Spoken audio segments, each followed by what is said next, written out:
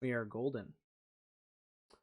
What is going on, everybody? My name is Kneeckoh, and welcome back to the Enter the Chat Gaming Podcast, the gaming podcast where we try to get together every week. It hasn't been every week the last couple weeks, just because of the holidays and everything crazy going on. But we get together every week to talk all things video games. My name is Kneeckoh. Like I said, I'm joined today by my co-host, Rico. How we doing, Rico? Hi, we're doing good here. We're doing good. And we are available on podcast services, YouTube in video format, and all that fun stuff. So go check that out. Make us part of your Spotify year wrap thing that just came out today that everybody's talking about. Make us part of that little trophy. But, Rico, what the hell? Well, you know what? Before we get into what we've been playing, I want to talk Black Friday. What kind of money did we spend on Black Friday? You know, what games did we pick up?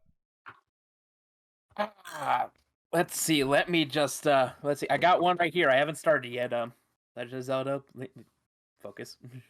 Legend of Zelda. Not everybody's watching the video. I don't need to show it to the camera. Anyway. Oh God, this drawer has gotten a lot more full in a very small span of time. Let's see. Legend of Zelda: Link's Awakening. I got that. And then, let's see. I got Riders Republic. I got Guardians of the Galaxy. Okay. Black Ops Cold War, finally. You know, about a year late. And a game I didn't think I would honestly get, but you know what? It was on sale, and it was probably the only way I would get it. Call of Duty Vanguard. Hey, you know? And then this wasn't a part of Black Friday deals, or the part of Black Friday stuff I got, but then I also have Battlefield 2042. So a lot of games. I feel that it is a great time to be a gamer right now. Great time to be a gamer. I also dabbled in the Black Friday goodies. Main thing I got new like peripherals. Like I got a new mouse and a new mouse pad. Because mine was having issues. It was double clicking. It was pissing me off. So GameStop was having some nice sales. Got some of that. What else did I get? I got Biomutant for my Xbox, which we talked about. You talked about having it earlier this year, and honestly I wasn't sure I was gonna like it, but it's kind of fantastic. It looks fantastic for starters. On my Series X it looks so freaking good, so I'm really digging it. I am about 3-4 hours in. I fought the first boss already, and it's like Fallout and Breath of the Wild had like a furry baby.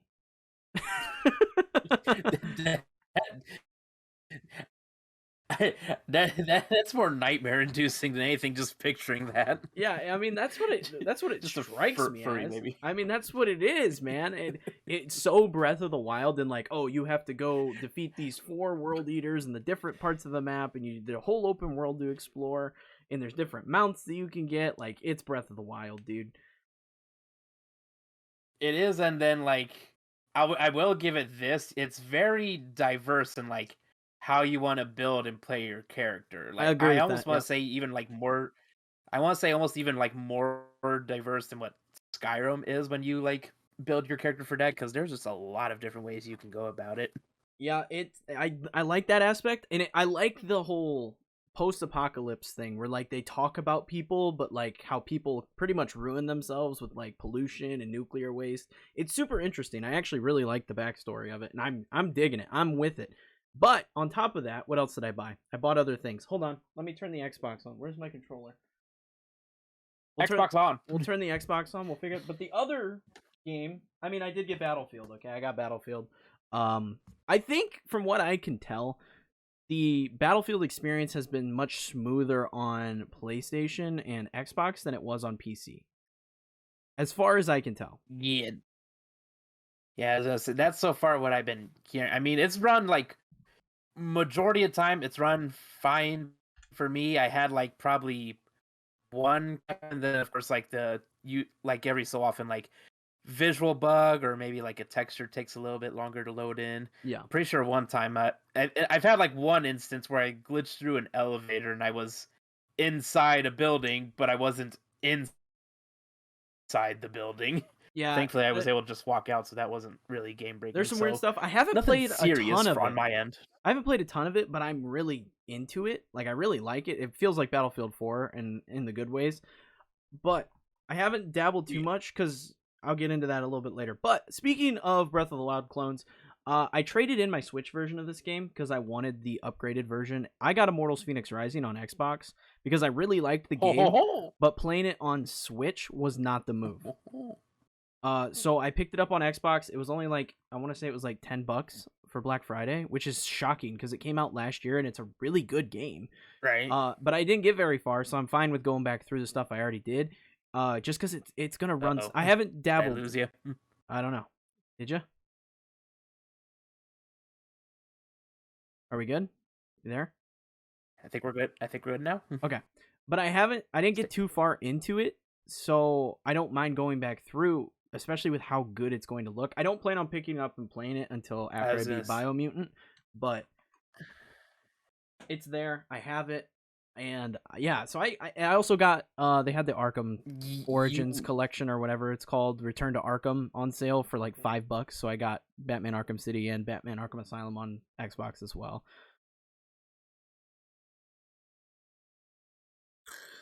Both fantastic games. Yeah, you can't go wrong there. But yeah, so Black Friday's been treating me right. I got some gifts and stuff for Black Friday. You know, we went Black Friday shopping. And we did the whole actual like in stores thing. It was a good time because last year I missed that. I like going. It's a different experience. It's definitely interesting, especially when I had to get up, like, it was weird because I also had to work Black Friday. I work retail, of course. So I was like, I basically go to work early, but not to actually work. I do a little bit of shopping and browsing, and then that's where I got some of my games. And then so I just come back a couple hours later. It's like, okay, I'm ready to go. It's like, weren't you just here? Yep. Yeah, I work retail as well, and I also work Black Friday. But luckily, I worked the night shift, so like I got up, did my shopping, and then I went to work late. What else did I? Is there anything else that I? Oh, speaking of Black Friday, the one thing I wanted to talk about, before we got into what games we've been playing, was, believe it or not, the best-selling console for Black Friday was the Xbox Series S. Yeah, I saw that, and I thought that was very interesting. I feel like the Xbox Series S has been much more available than PlayStation 5s and Series X's. Yes. It's much more readily available. The thing with it is that it makes perfect sense from a standpoint that, like, Game Pass is $15 a month on it. You get your Xbox Live with it. There's tons of free games through that. Then you look at the fact that, like, now there's cloud gaming on Xbox. So you can just, instead of actually installing it and taking up that limited storage on there, you just play the games through the cloud and you're golden. Right. So it's surprising, but then when you really think about it, it's not too surprising. That was the best selling of Black Friday specifically. Anyways, so what have we been playing? What have we been playing here? Well, let's see here. So our first main one has been Battlefield 2042. We've been playing that a little bit, getting back into the Battlefield feel. I will say with Battlefield 2042, I think I liked the sniping better in Battlefield 4. The sniping in Battlefield 2042 is fine, but it's missing something for me. But the game that has been it's been one other game I've been playing, and it's a game that I didn't think would be taking up much of my time, but it is Call of Duty Vanguard. Fucking, I don't know how they do it. Call of Duty, them and their fucking games. Anytime I go to dive into it, the bug bites me and I can't stop. Yeah, I have that. I still need to go in and play the campaign, but I just haven't gotten around to it. I've dove into the campaign a bit.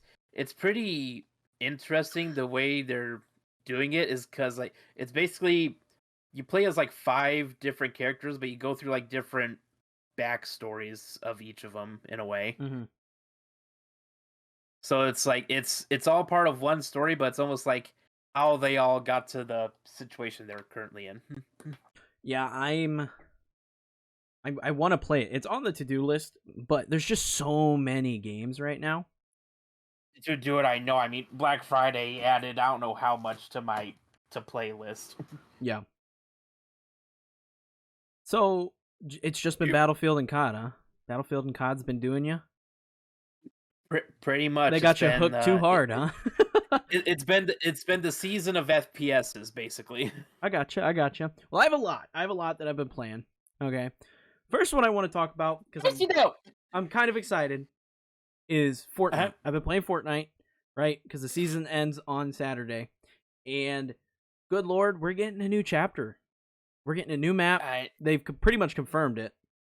New map coming next week. I'm very excited. So I finished up the battle pass, did all that fun stuff, and I've set Fortnite aside. I don't really care to play after I finish my battle pass. I'm over this season. I thought this season was kind of lackluster. I enjoyed it earlier on when the symbiote stuff was in there with Venom, but after that I wasn't big on it. I got my Naruto skins. I'm happy. Yeah, I got my Naruto skin, so I've been playing that. Halo has me by the balls, dude. It is so fun. Now, it's not without its issues. It has some issues, okay?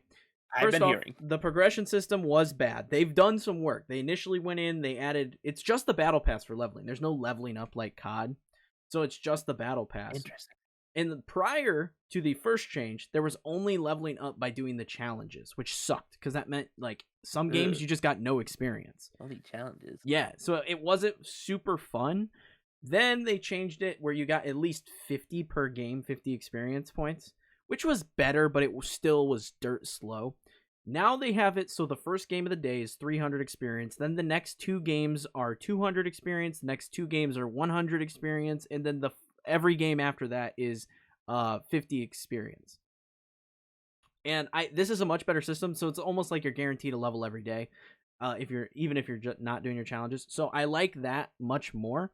The other issues I'm having with it, the rank system is not great. It almost feels like you have to go positive, even if you win and you popped off like in the objective-based game modes, like Stronghold is like domination in Call of Duty where you got to capture the points. There was a game that I clutched up and we won because all I did all game was run from one point to another and kept capturing.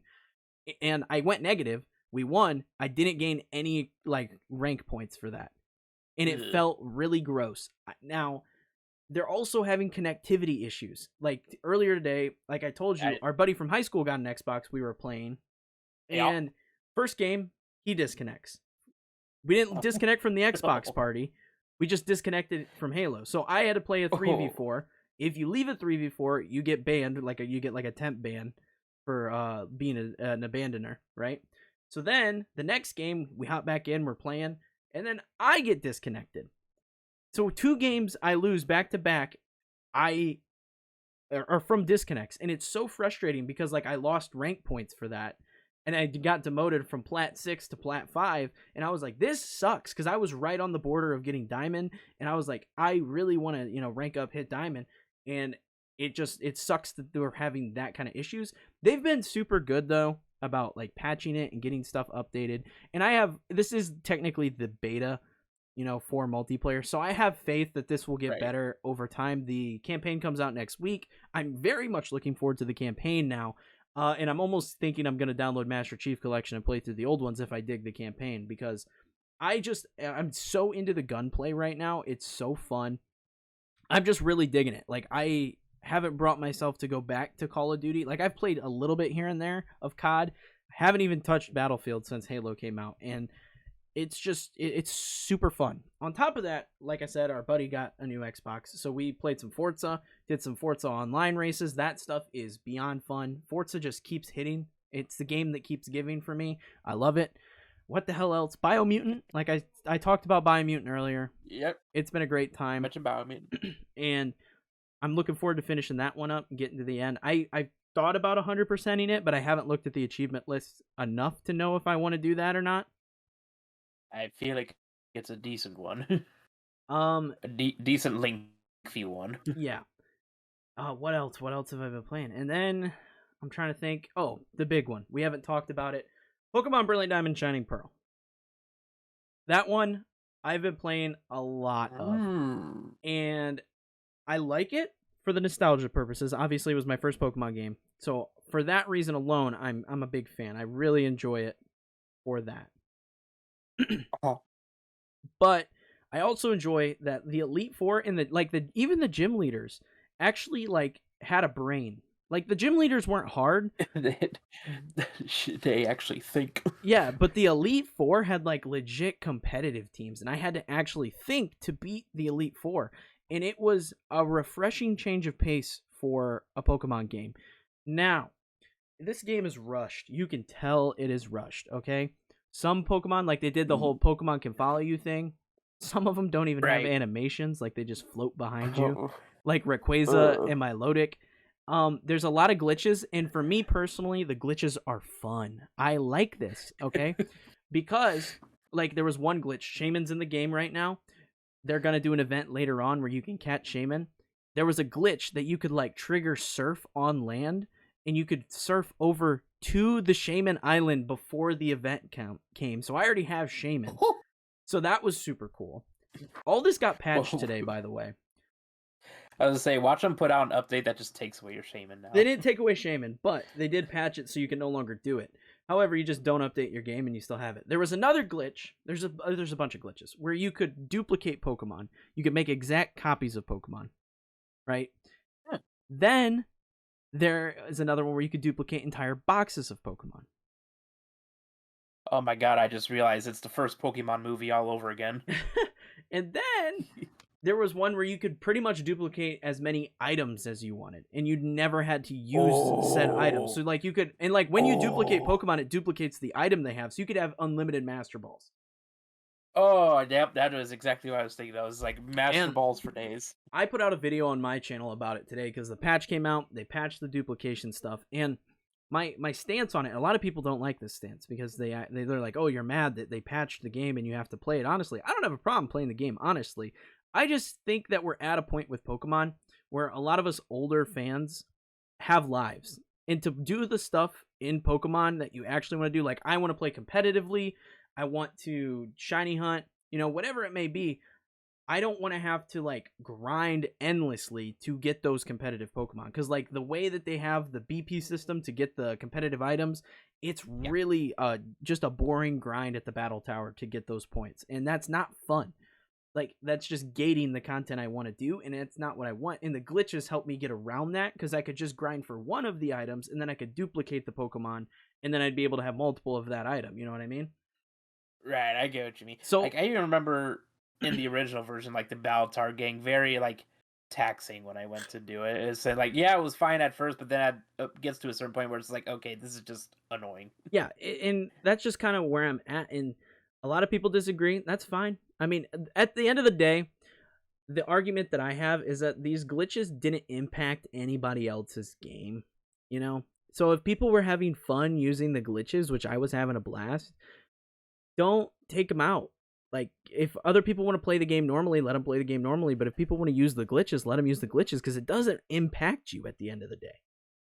No, not really, especially since this isn't a competitive game, so I don't...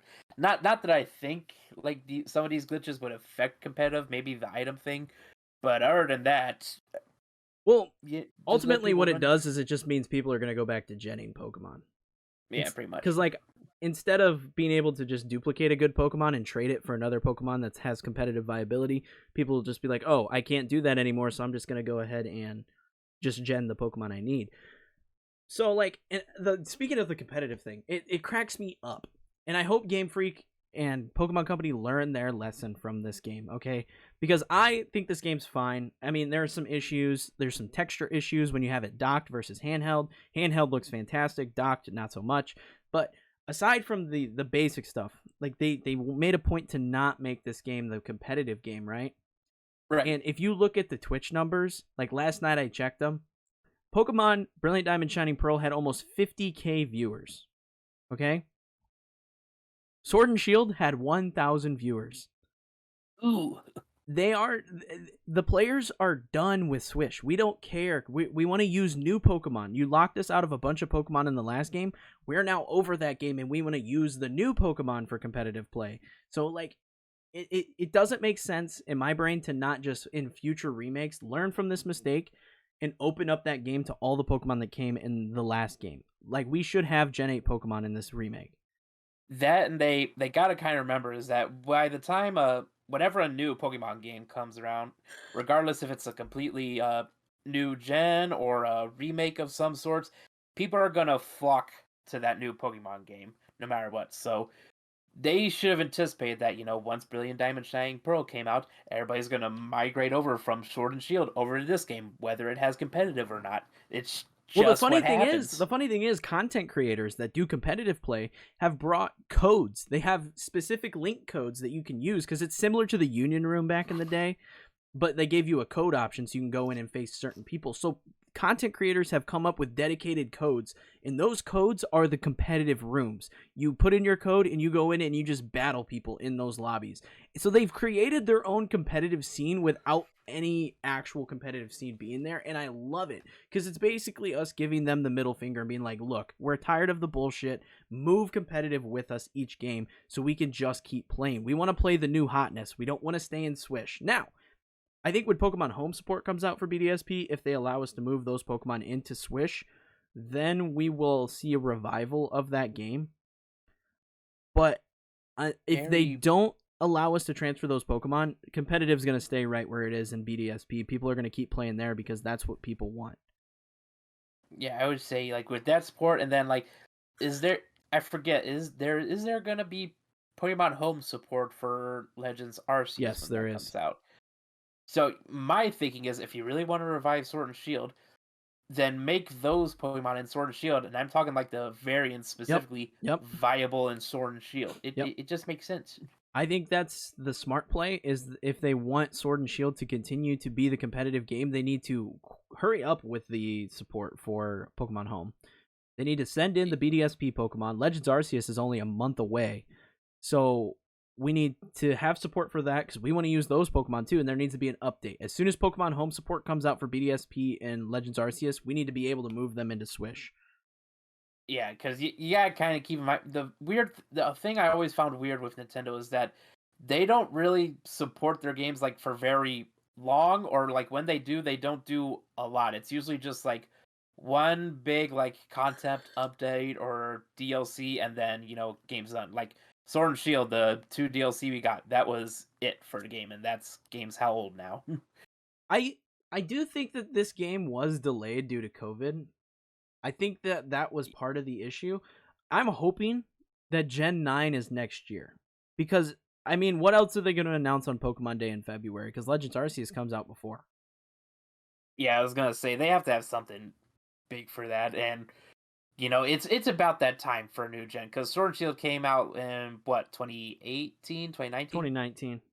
Yeah, so it's a couple years old now, going on 3 years. It's about time, I think. By the time Gen 9 comes out, it'll be 3 years old.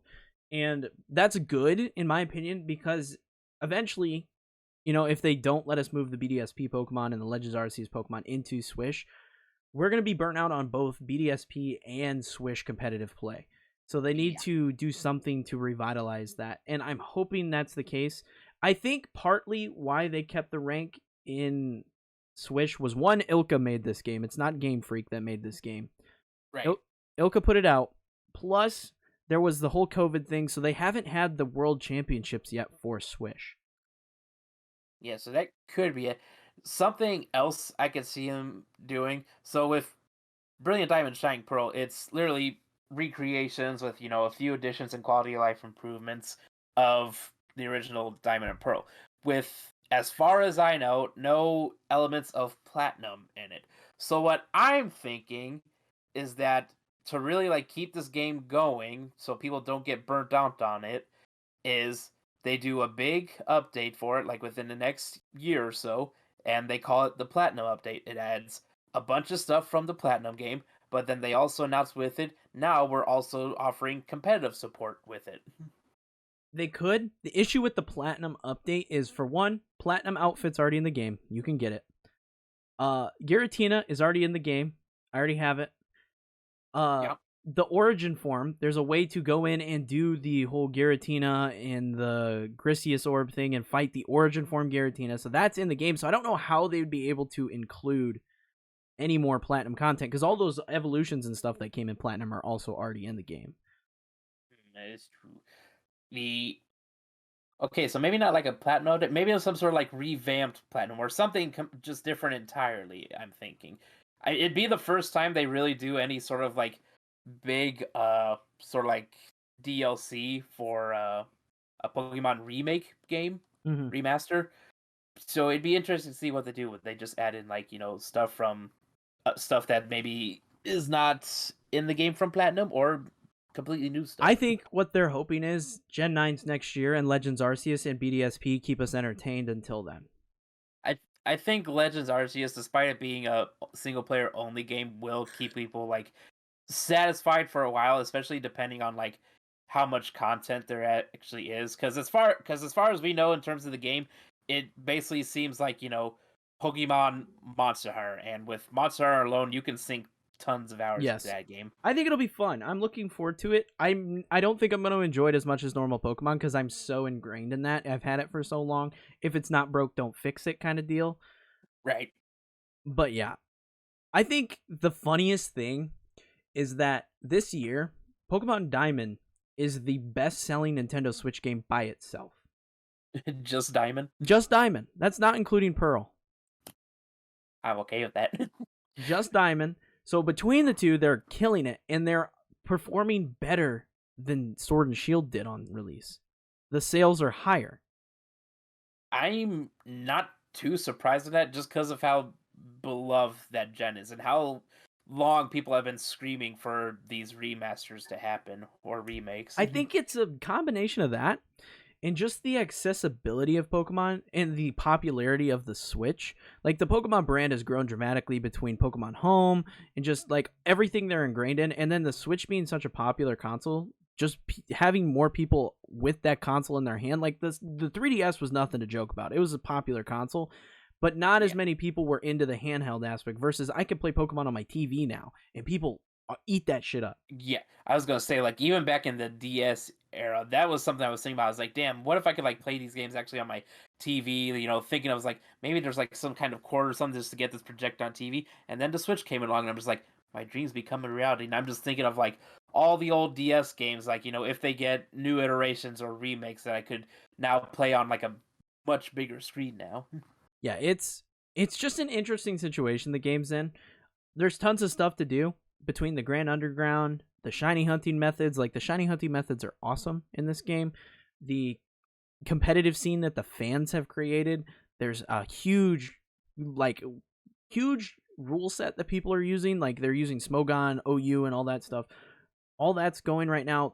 This game is getting support, but it's getting more support simply from the fans than the actual developers, which I think is hilarious.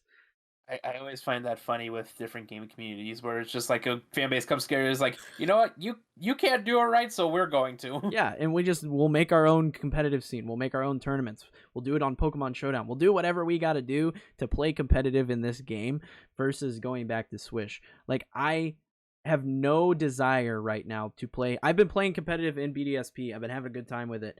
And I like it because the main format is singles in this one. Like, that's what most people are playing. So I'm learning a different style because I play doubles almost exclusively in Swish. So I'm getting a whole different outlook on battling just from that. But it's just so fun. Like, I don't know. There's something about it. And I have no desire to go back to Sword and Shield, especially because there's no gimmicks in this game. Like, there's no megas, there's no Dynamaxing. It's just battling. It's just battling. And even though you say like, I shame on me, but I haven't picked up the game yet. But I know what I do, and I get to that Elite Four, and you said like they basically use like competitive teams and strategies and stuff. I'm sticking to my guns. This is an attack-only household. Fuck status debuffs. We're going in balls to the wall. I had flare blitz. I had attack only because that's how I played the story in Pokemon. There's in the past there's been no reason to divert from that path, right? I got to the Elite Four and I was like, holy shit. I was like, I am gonna have to really think. Like, for example, the fire guy, his main strategy was he'd throw out Driflim. Driflim would use Minimize like 3 times, which ups the evasiveness. You can't hit the motherfucker. Then it Baton Passed into Infernape, and Baton Pass switches it out and gives all the stats to the Pokemon it switches to, so you can't hit this Infernape, and you're just getting smacked in the mouth by this thing over and over and over. It was so frustrating. That's my monkey boy. Oh my god, it was so frustrating. So it's been so weird. It's been weird. But I It's love it. very weird. I've been I was, addicted to it.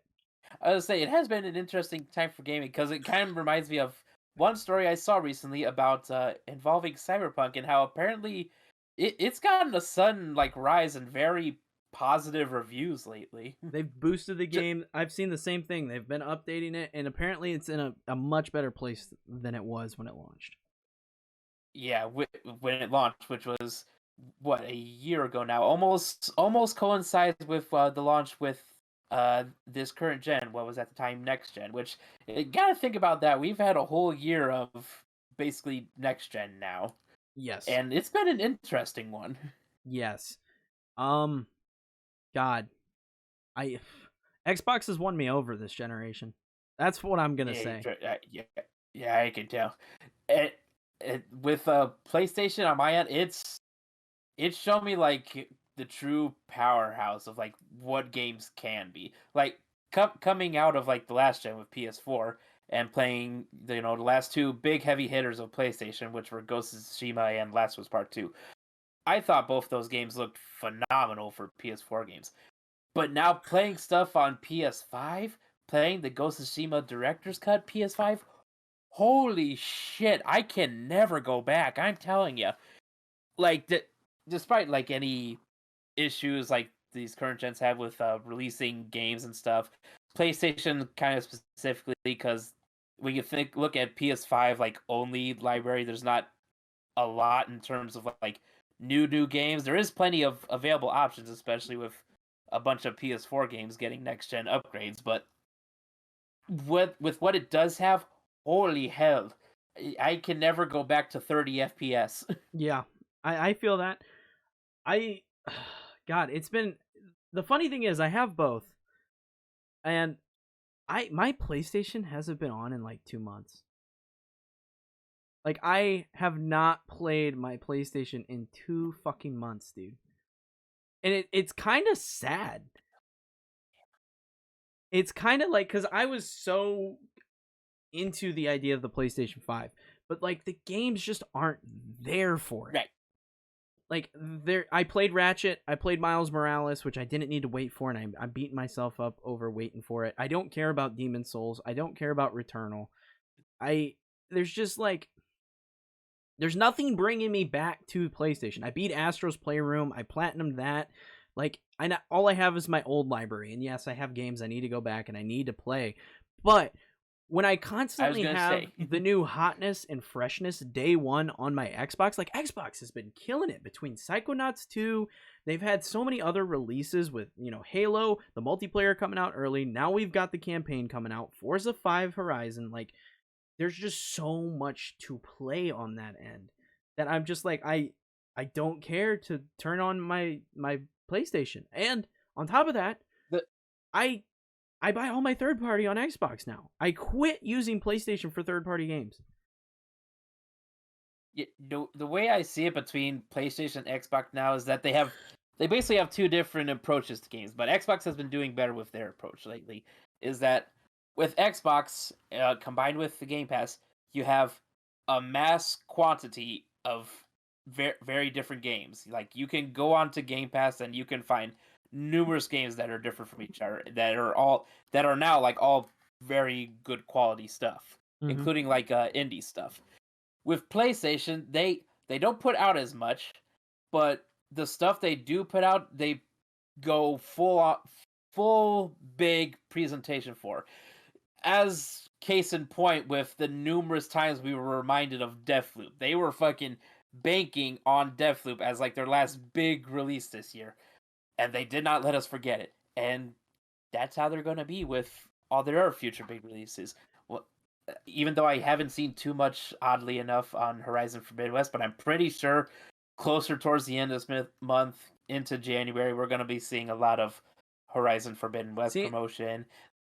Then God of War Ragnarok, I think that's the ends. smart thing behind the PlayStation is they have very different strategies. Okay, is like PlayStation sells like hotcakes because of their their main titles, but they don't give us enough of them frequently enough that like can really hold us over if you have another console, right? They basically drip feed it to us. Yes. Where like they give us the taste, we fall in love with it, we savor it for a good long while, and then we just have to be scratching and begging for the next like little drip to come down. If you're like me, you don't save it for a good long while. All right, I beat Deathloop and platinumed that fucker in a week, and I haven't touched it since. Okay, but my the thing is, like, they're selling like that because they have, you know, those games, those big cinematic experience that everybody wants to play, versus Xbox has a little something for everybody.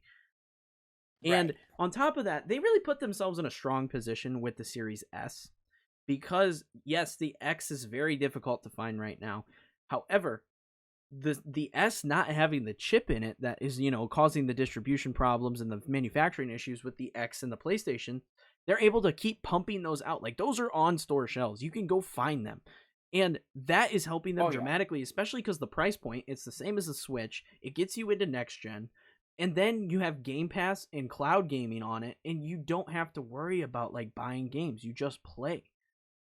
And that puts them in such a strong position, especially considering that it's not only the consoles that are doing it. You can play it on your phone, you can play it on your iPad, you can play it on your computer. Like, between the Game Pass sales, you can buy it on Steam. If you don't like Game Pass for whatever reason, if you're that person and you want to buy your game still, you can buy it on Steam. Like, between their Steam numbers on PC, their Game Pass numbers on PC, people buying it on the Microsoft Store on PC, and then their consoles on top of that, they're in a really strong spot.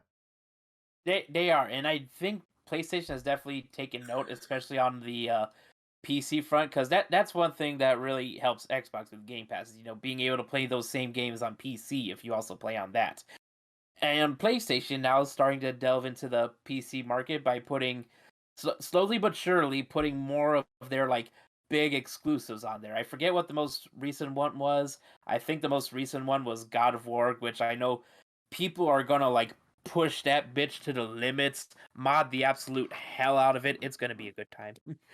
On top of that, Xbox has just had a stronger showing in terms of their support for crossplay, cross save, their modding capabilities. They allow people like if you look at the modding stuff on PlayStation for Skyrim's a prime example.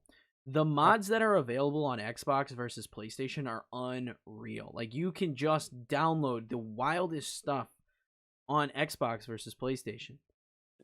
Fucking Thomas the Train Engine mod. Like, it's because PlayStation has to go in and they have to approve it. Versus Xbox is like, yes, we have to, you know, we're giving you more control, let you do what you want. And that is just something that's so nice. I think, and the thing with the PlayStation library, yes, they have these strong contenders. However, a lot of those games aren't going to reach everybody, right? Right. Where the power of Xbox is having something for everybody. Like, they drip feed, PlayStation drips feeds the games, but if those games don't hit for you, then you're not going to be, like, you don't care. Pretty much. Though I will say, so far, Sony makes it hard not to have a game like necessarily hit for you, especially when you look back at some like their bigger names and the numbers they do. It's like, I don't know how they do it, but whatever they're doing, it's working, and because of that, they're not gonna stop. Like, Returnal, I don't care about that game. I don't like Souls-like games, so I don't care about Demon Souls. So, like, they have a niche market. Yeah, very. Although I will mention there is a Souls like it's kind of off topic, but there is a Souls like I think it's indie game that is in development that might be up your alley because it gives off Bloodborne vibes. I saw that on Twitter. I know the one you're talking about, and I am kind of keen on checking that one out because I like Bloodborne. Yeah, I was gonna say I saw that and I was like, this is very interesting. This is not what I think of when I think of little Pinocchio. But yeah, they need to. I don't know. They need to do something. They need to do something that wants me to come back to my PlayStation, because there's just not that. I'm just waiting till they. I mean, we have the monthly PlayStation Plus games and PlayStation Plus collection, but I also hear like PlayStation Now is actually much better than what it was initially, like last gen. I have Like, heard good things. I think one of the main things I saw is that you can actually download the games now and also stream them, whichever you prefer. I like that. And I'm pretty sure that's the main thing. Plus, like the library that they've been adding lately, they've been putting in some much more like heavy hitter titles in terms of their Yeah. exclusives. So it's getting to a point where it's actually getting better. It's not on the level of Game Pass yet, but I wouldn't be surprised if they, like within the next year or so, they just go balls to wall and say like, "Hey, we're gonna have a complete PlayStation Now revamp, and it's basically PlayStation Game Pass at that point." What I mean, okay. So, I think both have had a strong year. Obviously, I lean toward Xbox. I think they've had a stronger first year with the new consoles. But I'm more curious about what we see going into the future of this generation. Right, because we got to think, even though it's been a year of this current gen of consoles, it's also been having to deal with COVID affecting a whole bunch in terms of like getting these consoles out, game releases, game quality, and stuff like that. Because it I feel like we would have had a lot more big hits if it weren't for COVID and stuff getting constantly delayed and stuff and all that. So I feel like going into like at least this next year, it's gonna be a very big year on both sides. Yeah, I want to see more cooperation is my main thing. Like the big thing that I'm thinking right now is like I'm playing Halo and Halo's on multiple platforms, right? I've got people playing it on PC, I've got people playing it on Xbox. I need or like for example Battlefield. Like you and our buddy Carson has Battlefield on PlayStation. Give me something other than party chat to cooperate with you guys. Give Discord or something that goes on every platform so we can play these games together. Actually, I think PlayStation did either They buy out bought or Discord. yeah, they bought Discord. And is Discord available on Xbox though? You are able to sync your Xbox account. However, you cannot use the app for anything like voice chat related. Damn, gotcha. I was gonna say like it. I was gonna say we could get to that, but no, I guess not quite yet. Because like I have mine synced up, so like if you see I'm on playing a game, or if you just pay attention to Discord while I'm on my Xbox, it'll say, "Oh, playing Halo, playing Forza, playing Biomutant, playing whatever." Right. Yeah, but they need to do something to get this crossplay figured out. Because party chat isn't it. You don't want to use that. You don't want to use game chat while you're trying to No, play. like whenever you like for majority of games, if you're all playing on like for example PlayStation, you just hop into a private party chat. You don't use the party chat in-game party chat. Yeah, the only game I use in-game chat on is Fortnite. Yeah, same. Because that's when we're all on different consoles. Like you're either on your Xbox or Switch, or your girlfriend's on the Switch and stuff like that. But it's like a pain in the ass if you're sitting here and I gotta have two different sets of headphones in because I gotta listen to Discord while I'm playing Halo on my Xbox. Like, just put something. I don't care if it's Discord or not. Put something on every platform that we can just make servers and talk to each other. I feel like the biggest thing that could happen is that for whatever reason, like let put it like some sort of big gaming event. Don't know if it would be like E3, considering in the past couple years now, Sony have basically backed out of E3 to do their own thing. But just some sort of big gaming event. You have like Phil Spencer like on stage, but then you also see PlayStation CEO. I keep forgetting his freaking name. God damn it! But then they like come on stage and like make a bunch of announcements of like how PlayStation and Xbox are going to sort of cooperate and work together for player experience. That would change the landscaping of games. This goes into my next topic that we can talk about for the last 15 minutes of the show here. We got the Game Awards next week. Oh yeah. And I want to talk about what you think is going to be announced. Like, obviously we did our thing where we went over and we predicted what was going to win awards, and that's the last episode. If you guys want to watch that, go watch that. But I want to talk about predictions because there's always the announcements, and that's really what I'm at the Game Awards for. So yeah, because that would be the perfect time, because that's when everybody shares the same stage. So have everybody come together at that point. Get Jim Ryan up on stage, get Phil Spencer, and Doug Bowser, and everybody's like, we're bringing Discord to all platforms. And then the world explodes. Pretty much. You're seeing the three big heads of the three biggest gaming companies in the world all on the stage together saying like, "Hey, we're gonna work together," people would just fucking lose it. Lose their collective minds. That's what needs to happen, man. I would love it. But that's one I want to see happen. I don't know if it will happen. That's what I want to see happen. What do you think we're going to see announcement wise? Because Jeff Keighley did say that there was an announcement 2.5 years in development coming to this. Yeah, I was gonna say I saw that, and it just has me thinking. Is like, he wouldn't say that or point that out unless it was something big, and I'm talking like really fucking big. So I'm thinking, for one, it's definitely not a new game, but it has to be something, either a follow up to a beloved game or some sort of return I have of a a beloved franchise. prediction. I have like one main one, but then a couple others that it also could be. So we learned about 2 years ago about a certain game. You know, a popular game. Some might say one of the best games ever made. Okay.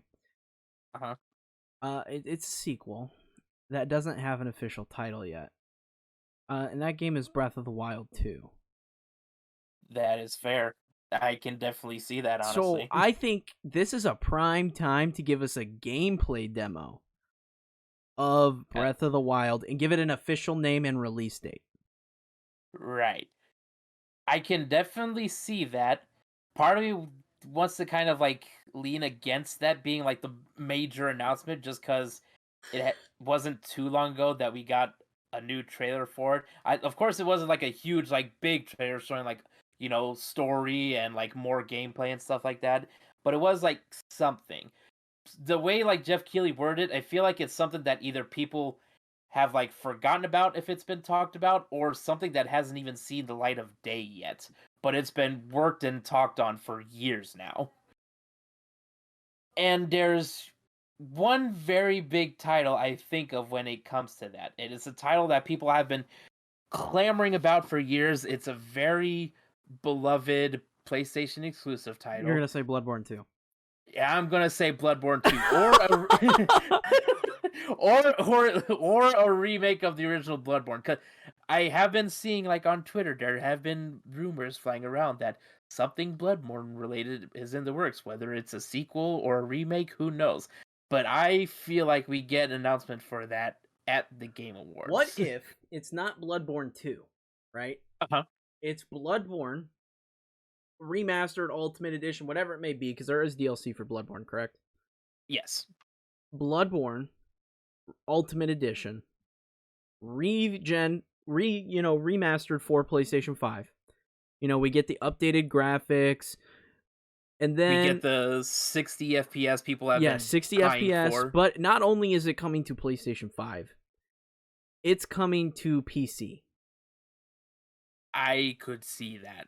Day one PC release for PlayStation exclusive.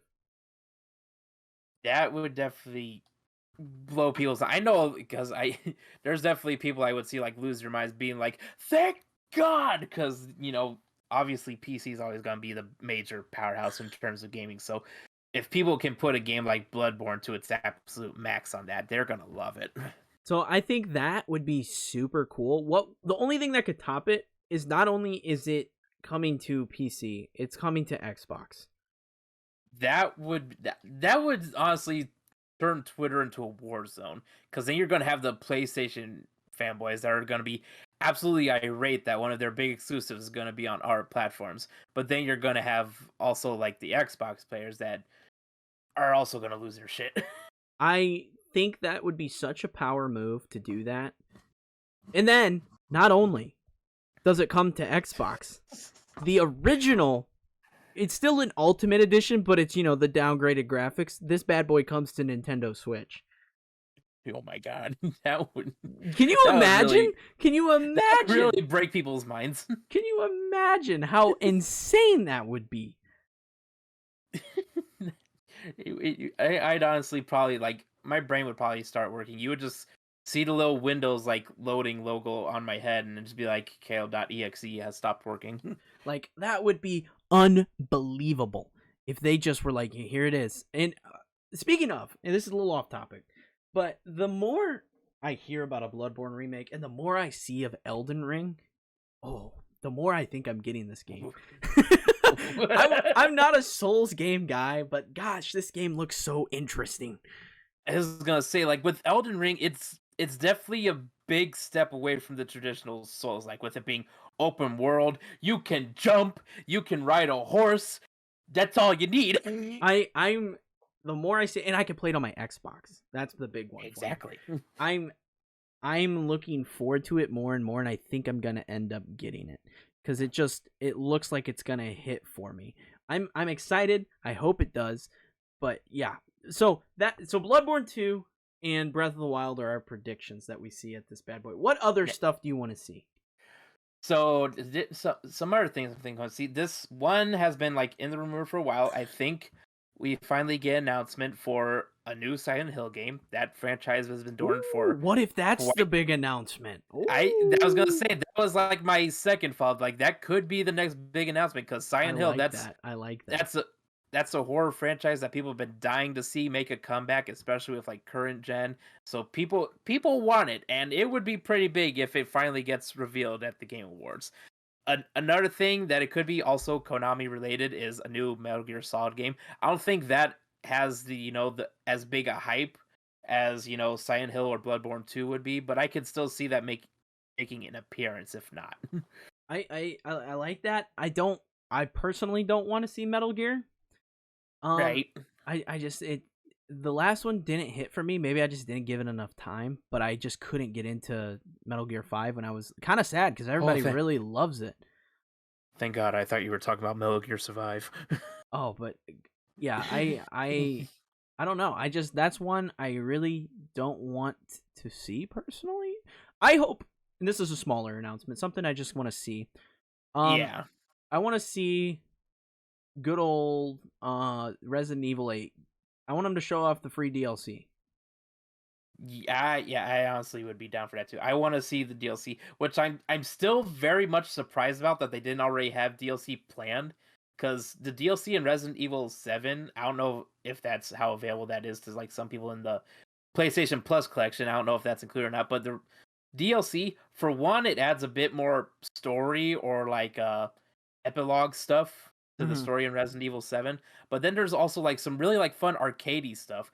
Like there's one game mode where you basically your job is to feed Jack being the dad of the Baker family. So you run around like whatever area you're in, and you're fighting off molded with like arcadey power-ups you can find, and you're basically finding as much food as you can to bring back and feed to them. It's just random wild shit like that I loved about the DLC. So I hope we see that. I think that would be pretty neat to see. I just really like Resident Evil 8, so I'm hoping to get more of it sooner than later. And if we do get a DLC announcement, I hope it's something that gives like more backstory into all like the characters. Yep. In it, because I'm very curious, of course, about Lady Dimitrescu. Everybody wants to know more about Lady Dimitrescu. Everybody wants to know that Dimitrescu. And I also want to know more about Heisenberg. I want to know more about him because he's an interesting fella. Yeah. I like his glasses. I just know going into next year, the nice thing is like we've had some good multiplayer stuff this year. We're getting back to like we're getting a return of the single player next year between God of War, Horizon, Dying Light, Pokemon Legends Arceus, Elden Ring. We're getting so many. Saints Row, we're getting so many big, single player experiences next year, and that's going to be so fun. I've missed just like getting engrossed in those worlds, and that's why I'm enjoying Biomutant so much, is just like I'm so into the world that they've built that I'm just like I want more experiences like this. That's why I'm excited to get back into Immortals Phoenix Rising. I need to get back into Far Cry and get into that and just like go, And also need to finish Horizon before Forbidden West comes out. Yeah, that's on the to-do list. It's there. Also need to finish God of War, because what the fuck? Yeah, that's also on the to-do list. I'm hoping to have some time closer to Christmas that I'll be able to kind of sit and just go on those games. I was gonna say, like, out of all the games, God of War is the one I'm gonna be the most on your ass about. Because I know for a fact that once you finish that game, you're gonna be incredibly hyped and just itching for Ragnarok to come out. Yeah, I'm probably gonna finish Horizon though, because that's sooner. You're right, exactly. I was gonna say Ragnarok. We don't even have a solid date for. So far it just says next year, which I fully predicted coming out like either next year holiday season or like August release date, probably. I will say, we got Horizon, we got God of War. Those are like, unless like the platinum is super tough, those are a one playthrough game. So I need something more from PlayStation next year that really gets me back in. Unless they really throw you through a curveball, and then next thing you know, it's like, by the way, these games have several different endings. Son of a bitch! Another thing I would love to see, smaller one, I would love to see more on the free-to-play Division that's supposed to be coming. Oh yeah, that is a thing. I could definitely see that being like revealed or announced. I would love at to the see Game more, because Awards. I really dug Division 2, and I think that would be super, super cool to see that brought back. It'll definitely be very interesting. Please don't let just because it's free doesn't mean you have to be super predatory about your microtransactions. Let people have fun. Let people have fun. Look at Fortnite. This is a topic on the free-to-play stuff. Fortnite does it so good. Yeah. You can enjoy Fortnite for absolutely no cost. Like, Fortnite was the one to like kickstart the whole free-to-play movement, but then also like keep it like profitable with just harmless monetization with just like skins and cosmetic stuff. That's what kickstarted it all for. And none of it's free-to-play loot games. box oriented. You buy exactly Nope. what you want. If you buy the battle pass and you never want to spend money again, you make enough V-Bucks in the battle pass to get the next battle pass. Like, it's a perfect free-to-play game. Take note, Overwatch. Free content. Like, every season you get new stuff, and it's not anymore. They don't charge you for it. You just play the game. Exactly. It's just play the game. You can earn some of this in-game currency. You don't have to necessarily pour out real money for it unless you want to go balls to the wall whale and just buy everything. Power to you, but you don't have to. You just don't. It's just it's so good. It's so good. So I think that pretty much covers everything we got this week. It was more of a catch-up episode, talk about some stuff. What day is the Game Awards? Is it the 8th? It is the 8th, which is, I think, on a Thursday, and I'll just, to wrap it up, I'll toss out two more quick predictions, hopes for what could be revealed. Okay. Something, Sucker Punch related, specifically. A little Infamous remaster? A little Infamous remaster, maybe like a remastered Sly Cooper collection. Either of those two I'd be fine with. Give it to me. But yeah, I think we should definitely do the next one after the Game Awards. Yeah, definitely, because I'm sure well, for one, have the reveals to talk about, and two, I'm pretty sure we'll have some interesting discussions on like who wins what categories. Yeah, we could even, if we have time, I know we're both busy, if we are both available during it, we could even just make an episode out of us reacting to it. Right. Like a bonus, like I no faces, just like we did for the Game Awards predictions, and we just have the Game Awards playing and we just get hype. Right, which it'll be interesting on my end, because for whatever reason on this computer, I still can't figure out, like, I hear you just fine on Discord, but whenever I go to, like, say, like, YouTube and try and play a video, I get no audio, so I have to watch it through my PlayStation. So that'll be interesting to figure out. Indeed. But we'll figure all that stuff out. That is going to be it for this episode. Thank you for entering the chat with us. Like I said earlier, we are available on podcast services and YouTube, so make sure to go over there and sub to us and check out our previous episodes. We have a ton of these. This is episode 23, so we've got a lot of these to go back through if you want to learn and listen to more gaming stuff from us. We got a lot of hot takes. We got a lot of just stupid nerdy stuff that we talk about. So until next time, thank you. Peace.